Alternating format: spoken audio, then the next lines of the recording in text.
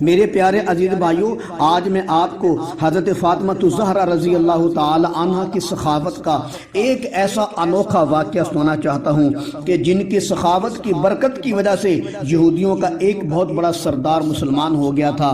حضرت علی رضی اللہ تعالی عنہ جس طرح بے دھڑک سخاوت کیا کرتے تھے، اسی طرح ان کی بیوی محترمہ حضرت فاطمہ الزہرا رضی اللہ تعالی عنہ بھی بے دھڑک سخاوت کیا کرتی تھی۔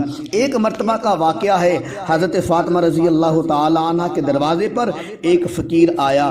اس نے آ کر صدا دی کہ میں فقیر ہوں، محتاج ہوں، گھر میں بہت سخت فاقہ ہے، میری مدد فرمائے۔ اندر سے حضرت فاطمہ رضی اللہ تعالی عنہ تشریف لائیں۔ اس بوڑھے فقیر کو کہا، بابا جی فی الحال تو میرے گھر میں کھانے کو کچھ نہیں ہے، نہ پیسے ہیں کہ میں آپ کی مدد کر سکوں۔ پھر اس بوڑھے نے عرض کیا، میں آپ کے دروازے پر کبھی خالی نہیں گیا، میں سخت ضرورت مند ہوں، میرے گھر میں سخت فاقہ ہے، بچے بھوکے ہیں۔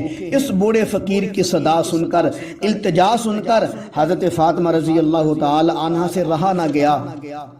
اندر گئیں، ایک رنگین چادر لائیں جو نبی کریم صلی اللہ علیہ وسلم نے حضرت فاطمہ کو دی تھی۔ وہ چادر حضرت فاطمہ رضی اللہ تعالی عنہ نے اس بوڑھے کو دے کر کہا، بابا جی یہ میری چادر ہے، شمعون یہودی سردار کے پاس لے جاؤ، اس کو جا کر کہو یہ فاطمہ نے چادر بھیجی ہے، اس کو رہن رکھ لو، اور جب میرے پاس پیسے آئیں گے میں پیسے دے کر اپنی چادر واپس لے لوں گی اور تم اپنی ضرورت پوری کر لو۔ جب یہودیوں کے سردار شمعون نے چادر دیکھی تو اس نے کہا، یہ چادر تو رسول اللہ کی ہے، کیونکہ اس نے یہ چادر کملی والے کے پاس دیکھی ہوئی تھی۔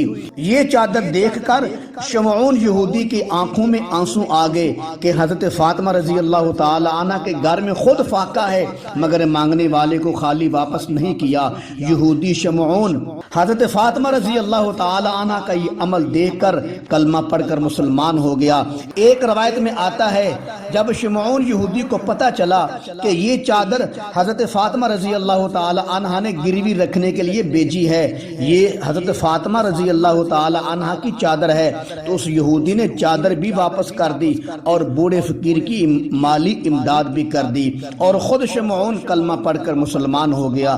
سبحان اللہ، سخاوت ہو تو ایسی ہو جس کی برکت سے یہودی بھی کلمہ پڑھ کر مسلمان ہو جایا کرتے تھے۔